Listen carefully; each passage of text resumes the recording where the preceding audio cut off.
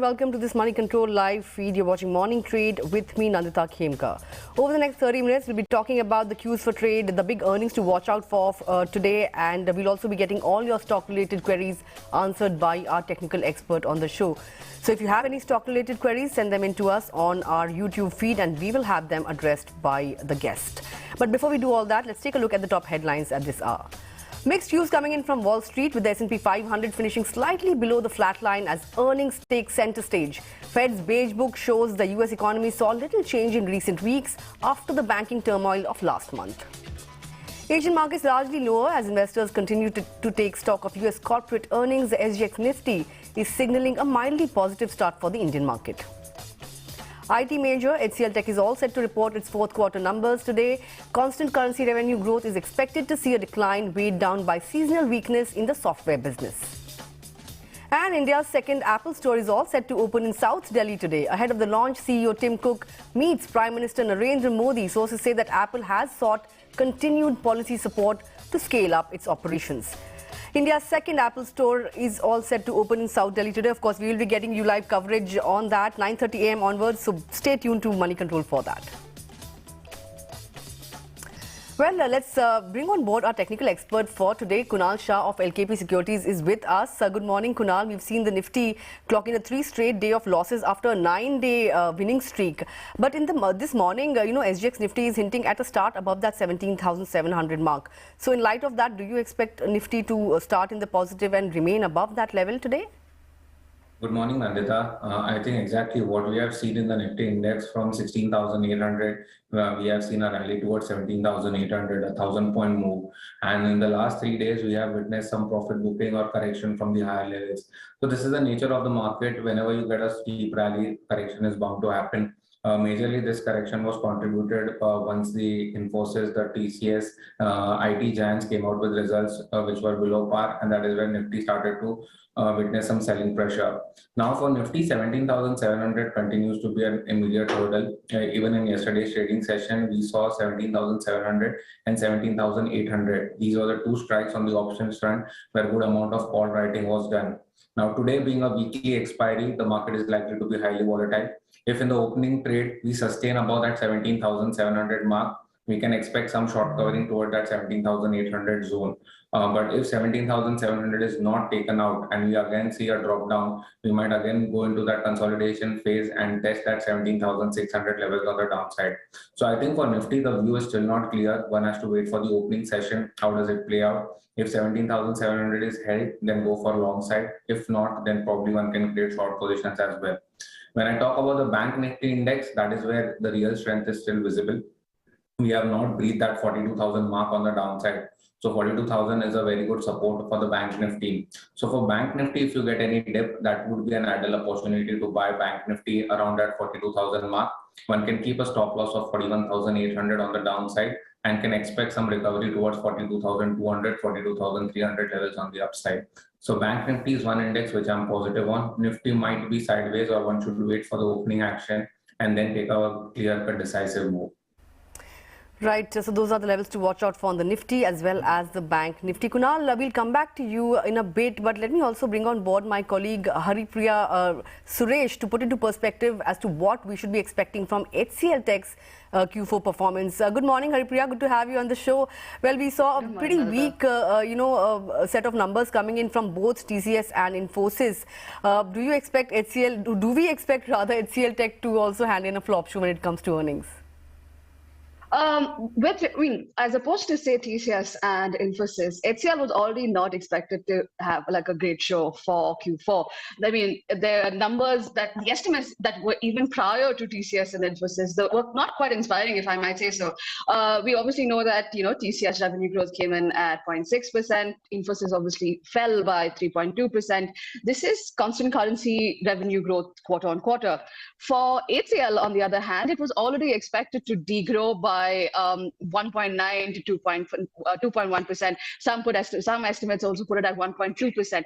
But largely across the board, Q4 revenue growth in constant currency terms was expected to decline, primarily because of seasonality in their products and platforms business. This is something that even the management had told us last quarter in their commentary. They said that it had peaked in Q3 and there's seasonality in Q4, and that impact will be seen. Also, at the same time, that net profit is also expected to decline about 4.5%, about 4.8% sequentially from last quarter. So that's not, the numbers itself already accounted for the fact that this is a seasonally weak quarter for HCL, even apart from all the larger macroeconomic challenges that we have. Margins also are expected to contract by about 120 basis points quarter on quarter, primarily again because it's being impacted by the products and placements business, and that would basically offsets any gains they would have gotten from easing supply side challenges, etc. So the numbers in themselves were not. The numbers were cautious in the beginning, and the seasonality was expected. Because given it's a seasonally weak quarter for HCL, we have to see that if the show will be like Infosys or they meet their guidance and the estimates. Right. Just to mention here that JP Morgan had already put HCL Tech on negative catalyst watch, citing near-term risks ahead of its earnings, right? So we are expecting a very weakish quarter, as you mentioned, due to seasonality factor as well as the macro headwinds. But let's also talk about guidance. TCS doesn't really give guidance. We all know that. Infosys conservative, but this time the guidance was extremely disappointing, right? So are we expecting a very weakish kind of guidance from HCL Tech as well? In terms of guidance, I think we're expecting on similar terms, like guidance for FY24 for HCL. We're expecting constant currency revenue growth. The estimates range between 4 to 6% and 5 to 7%. This is obviously significantly lower than what they've guided for FY23. For FY23 in Q3, they also narrowed their margin guidance as their guidance band for both margins as well as revenues. Revenues they said will be 13.5 to 14% in FY23, and the guidance expected for FY24 is, like I mentioned, 4 to 6 to 5 to 7%.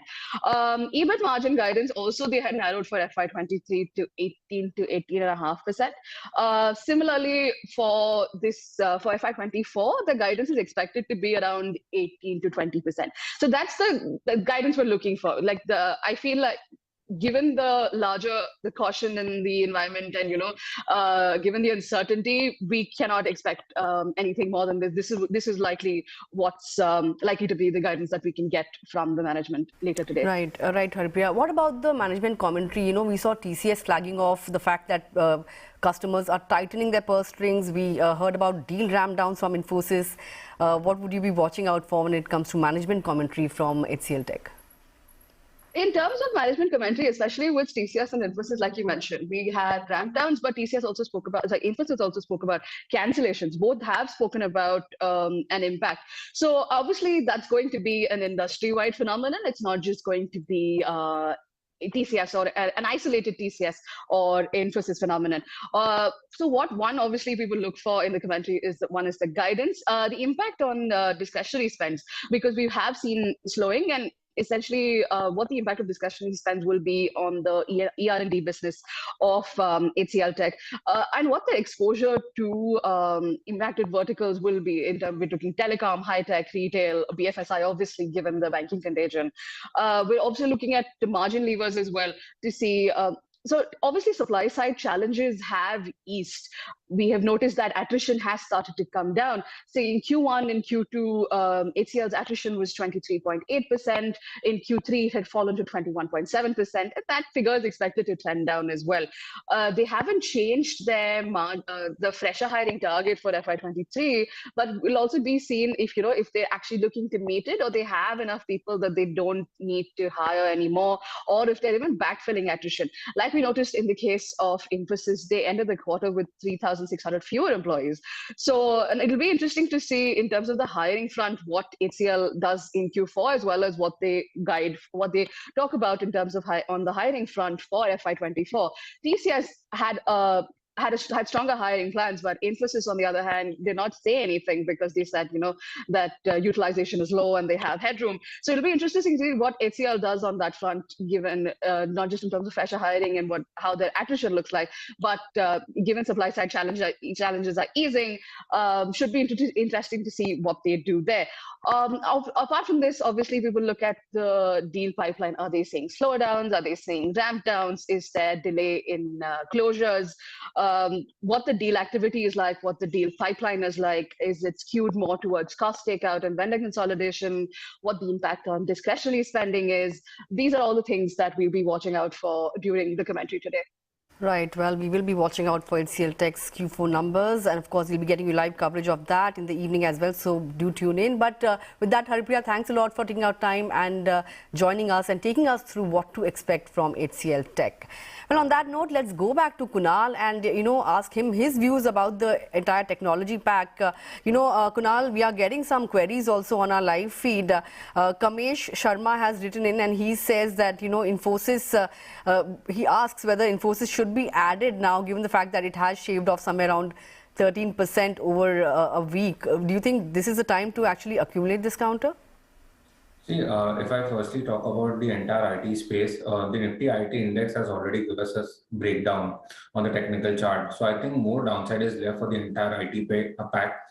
Specifically, if I talk about Infosys, I think the downside is still left. There was a broad support for the stock, which was at 1320 level, which had got broke with the results what it came out. Now the support which has gone breached, I expect the downside to continue further. Obviously, we will get some pullbacks into the stock, but to add at the current levels, I will definitely say a no, not to add. In fact, whatever rallies you get in the stock, utilize that rallies to exit. We expect the stock again to come down towards the 1150, 1100 mark on the downside. So it's a sell on rise approach, no need to add at the current levels. Well, sell on rise is the call on Infosys. Let's also talk about the brokerage call of the day. Goldman Sachs has come out with a report on Concor. It has upgraded the counter to buy from neutral and has kept a target of 720 rupees a share.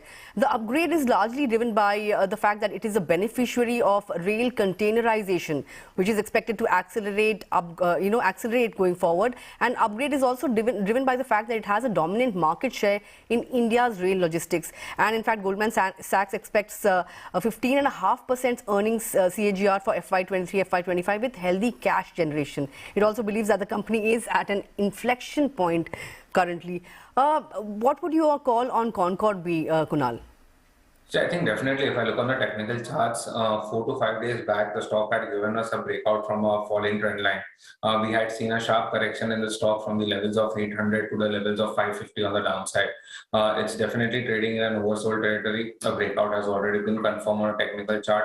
Utilize dips to buy the stock. Even at current levels, one can start to accumulate. The best way is to accumulate the stock in a phase manner. The support what I see on the downside is somewhere around 580 zone. So as long as 580 is not breached on the downside on a closing basis, I expect the stock to move higher. So probably this 600 to 580 zone would be an ideal range to add on to your portfolios. We expect the stock to move higher towards that 650, 660 zone on the upside. So definitely it's on a buy list from the current levels. Right, definitely on the buy list. Let's also talk about some earnings candidates then. ICICI Securities has reported a weakish set of numbers. Profits have declined over 20% on a YOY basis, and the operating performance and top line both have been pretty weak for the company, right? If you look at the stock, it is just coming out of 52-week lows and, has been in a downtrend over the last, in fact, on a YTD basis, it has lost somewhere around 6% or thereabouts. Time to look at this counter, or is it time to just stay away from this one? Exactly, Nandita, as you talked about that, the stock is currently trading in a strong downtrend. Since it was trading in an oversold territory, we witnessed a pullback rally. Now, post this pullback rally, the resistance what I see for the stock is at 470. As long as 470 is not taken out on the upside, we might see continued selling pressure in the stock. So view remains bearish. One could probably sell the stock even at the current levels. Downside targets, what I'm seeing for the stock are somewhere around 442 to 445 levels. Right. We already spoke about IT per se, but in the mid-cap IT space, we had Mastek reporting earnings, and the earnings have been pretty good. If you compare it to its large cap peers, profit has jumped over 13% on a QoQ basis, which is driven by strong operating income. And we are getting some queries on some of these mid-cap companies like LTI, Mindtree as well. Guddu Bala Subramanian also wants to know your thoughts on this. So, how would you view some of these mid-cap counters like Mastek and LTI, Mindtree now? Which one would look better on the charts? See, I think firstly, if I talk about Mastek, the stock has been trading in a strong downtrend. The actual breakout for the stock will come above the levels of 1700. That is where we'll get a falling trend line breakout as well. So that will confirm that my entire downtrend is over, and then we'll see a good up move on the upside. So I think at the current level, one should avoid Mastek, whether on the long side or whether on the short side. It might again keep on consolidating in this broad range where 1500 is my support and 1700 is my resistance. So this 200-point range is what I'm expecting the stock to trade into. Once we get a breakout above 700, that will give me a confirmation. 1700, that will give me a confirmation that the stock is likely to head toward 1900, 2000 levels on the upside. Similarly, if I talk about LTTS, the stock is trading near a very critical support zone on the downside on a technical chart. So 3272 has been a very strong support for the stock. Whenever the stock has come over these levels, it has again seen a very good bounce on the upside. So I think a good risk to reward ratio, what you are getting at the current levels, one can initiate long positions with a stop loss of that 3272. We can expect a gradual recovery toward that 3500, 3600 mark on the upside.